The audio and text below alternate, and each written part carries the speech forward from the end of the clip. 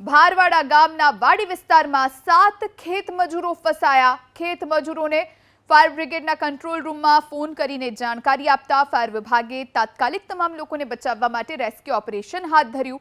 Fire વિભાગે બોટના માધ્યમથી પૂરગ્રસ્ત વિસ્તારમાં પહોંચીને રાતના અંધારામાં દિલધડક રેસ્ક્યુ ઓપરેશન શરૂ કર્યું। આ ઉપરાંત બગવદરના કિંદરખેડ વચ્ચે વાડી વિસ્તારમાં મકાનની છત પર આશ્રય લઈ રહેલા એક જ પરિવારના 2 સભ્યોનું રેસ્ક્યુ કરવામાં આવ્યું। આ ઉપરાંત રાણાવાવ શહેર અને તાલુકામાંથી 2 લોકોનું રેસ્ક્યુ હાથ ધરાયું। આ તરફ પોરબંદરની શિમલા આઈસ ફેક્ટરી પાસે ઓરિયન્ટ ફેક્ટરી નજીક નીકળતા વોકળામાં વયોવૃદ્ધ અપંગ પતિ પત્ની રિક્ષામાં ફસાઈ ગયા હતા। પાણીનો એટલો તેજ ગતિએ પ્રવાહ વધી ગયો હતો કે દંપતી બેઠું હતું તે રિક્ષા પણ તણાઈ જાય તેવી સ્થિતિ હતી।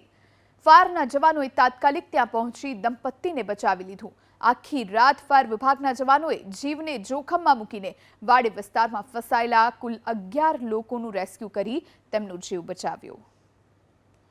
તો આ એક્સક્લુઝિવ દ્રશ્યો આપ જોઈ રહ્યા છો।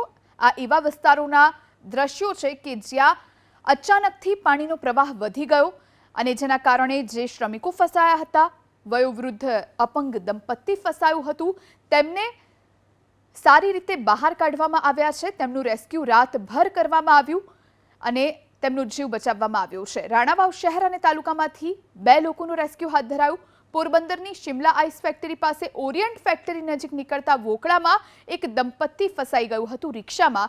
એટલી હદ સુધી પાણીનો પ્રવાહ હતો કે દંપતી બેઠું હતું એ રિક્ષા પણ તણાઈ જાય એવી સ્થિતિ હતી અને ત્યાં ફાયરના જવાનોએ પહોંચી તાત્કાલિક તેમનું રેસ્ક્યુ કર્યું।